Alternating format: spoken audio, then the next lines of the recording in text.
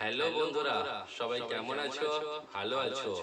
আজকে তোমাদের জন্য নিয়ে এসেছি WBUTTEPA, যার বর্তমান নাম বাবা সাহেব আম্বেদকর এডুকেশন ইউনিভার্সিটি এর আন্ডারে যারা এবছর বিএড ফার্স্ট সেমিস্টার, যাদের পরীক্ষা 2-3 বার পোস্টপোন করে দেওয়া হয়েছে, তারপরে যাদের পরীক্ষা আসছে সামনে, তারা যাতে এই প্রশ্নের উত্তরগুলো সামনে পেয়ে যেতে পারে, তাদের জন্য রইল আজকের এই গুরুত্বপূর্ণ ক্লাসের উত্তরটি।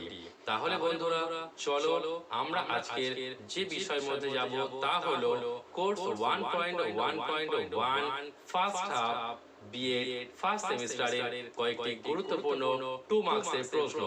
সো বন্ধুরা, চলো আর দেরি না করে শুরু করা যাক আজকের আমাদের বিএড ফার্স্ট সেমিস্টার কোর্স 1.1.1 এর ফার্স্ট হাফের 2 মার্কসের কয়েকটি গুরুত্বপূর্ণ প্রশ্ন উত্তর। প্রশ্ন: বৃদ্ধি কাকে বলে? কি লিখবে? পরিবর্তনের একটি বিশেষ বা একটা নির্দিষ্ট ভাগকে বৃদ্ধি বলে। বৃদ্ধি হলো শরীরের কাঠামোগত এবং শারীরবৃত্তীয় পরিবর্তন। এই পরিবর্তন সহজেই পর্যবেক্ষণযোগ্য এবং পরিমাপযোগ্য। কোশ্চেন নাম্বার 2, নৈতিক বিকাশ বলতে কি বোঝো? উত্তর কি লিখবে? নৈতিকতা হলো ভালো বা খারাপ বিচার করার ক্ষমতা। কোন পরিস্থিতিতে কি করা উচিত বা কি করা উচিত নয়, সেই বিচারকরণের ক্ষমতা হলো নৈতিকতা। এই নৈতিকতার বিকাশ হঠাৎ করে হয় না, ধীরে ধীরে এই ক্ষমতার পরিবর্তন হয়। অর্থাৎ কোন পরিস্থিতিতে ঠিক বা ভুল যুক্তিকরণের ক্ষমতার পরিবর্তন হলো নৈতিক বিকাশ। কি বললাম? নৈতিকতা হলো ভালো বা খারাপ বিচার করার ক্ষমতা। কোন পরিস্থিতিতে কি করা উচিত বা কি করা উচিত নয়, সেই বিচারকরণের ক্ষমতাই হলো নৈতিকতা। এই নৈতিকতার বিকাশ হঠাৎ করে হয় না, ধীরে ধীরে এই ক্ষমতার পরিবর্তন হয়। অর্থাৎ কোন পরিস্থিতিতে ঠিক বা ভুল যুক্তিকরণের ক্ষমতার পরিবর্তনই হলো নৈতিক বিকাশ। কোশ্চেন নাম্বার 3, প্রজ্ঞা বা কগনিশন কি? প্রজ্ঞা বা কগনিশন কি? উত্তর কি লিখবে? তথ্য সংগ্রহ ও প্রক্রিয়াকরণ করতে যে সমস্ত মানসিক প্রক্রিয়ায় যুক্ত, সেগুলিকে একত্রে প্রজ্ঞা বলে। যেমন চিন্তন, সিদ্ধান্ত গ্রহণ, সমস্যার সমাধান, যুক্তিকরণ প্রভৃতি। অর্থাৎ তথ্য সংগ্রহ প্রক্রিয়াকরণ করতে যে সমস্ত মানসিক প্রক্রিয়াগুলো যুক্ত, সেগুলিকে আমরা একত্রে প্রজ্ঞা বলছি। বিকাশ কাকে বলে?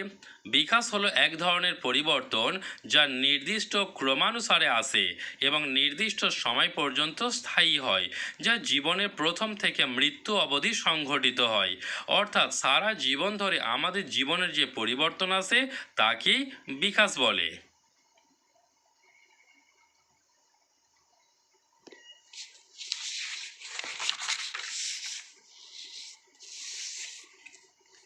নেক্সট প্রশ্ন দেখো, প্রক্ষেপণ কি? প্রক্ষেপণ কি লিখবে? প্রক্ষেপণ বলতে বোঝায় কোনো বিষয়ের উপস্থাপনাকে।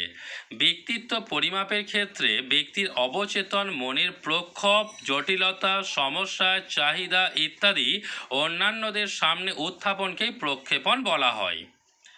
নেক্সট প্রশ্ন, টেলিগ্রাফিক স্পিচ কি? টেলিগ্রাফিক স্পিচ কি লিখবে?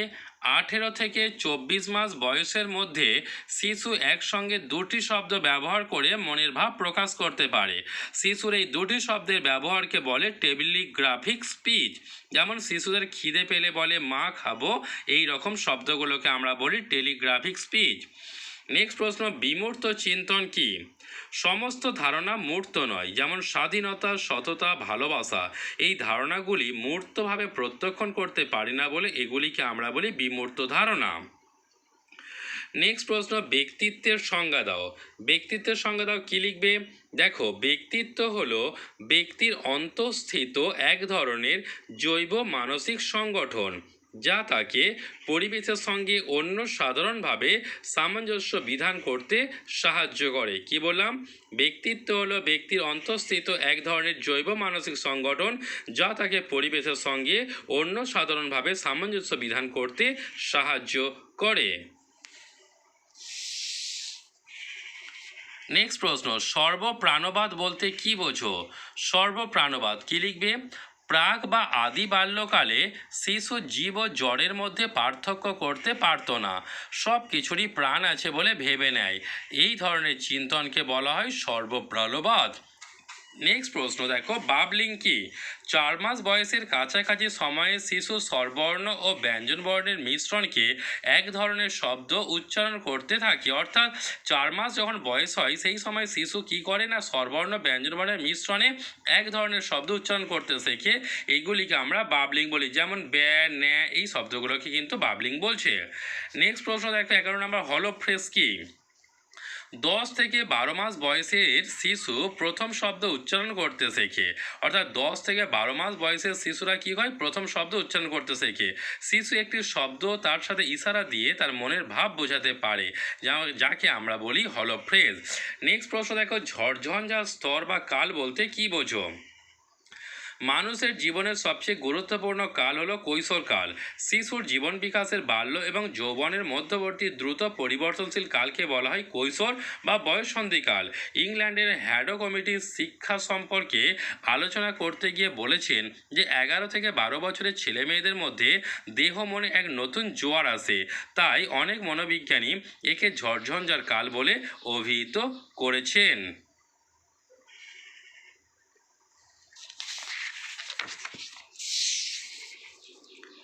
নেক্সট প্রশ্ন দেখো, ধ্বনি কাকে বলে? প্রত্যেক ভাষার যে নিজস্ব স্বাতন্ত্র সূচক যা অন্য ভাষা থেকে পৃথক হয় তাই হলো ধ্বনি। অর্থাৎ ধ্বনি হলো ভাষার ক্ষুদ্রতম একক। এই এককগুলি পরস্পর যুক্ত হয়ে তৈরি হয় একটি অর্থপূর্ণ শব্দ, যাকে আমরা বলি ধ্বনি। নেক্সট প্রশ্ন, স্ব বা আত্মধারণা বলতে কি বোঝো? কি লিখবে? ব্যক্তির নিজের সম্পর্কে বিশ্বাস বা মনোভাবই হলো তার স্বধারণা। এই স্ব বা আত্মধারণা ব্যক্তিকে তার পরিবেশে নিজস্ব অবস্থান বুঝতে সাহায্য করে। এবং আজকের আমাদের 15 নম্বর এবং লাস্ট কোশ্চেন দেখে নাও যে মানসিক প্রতিকল্প বলতে কি বোঝো? তাহলে মানসিক প্রতিকল্প বলতে কি বোঝো, কি লিখবে?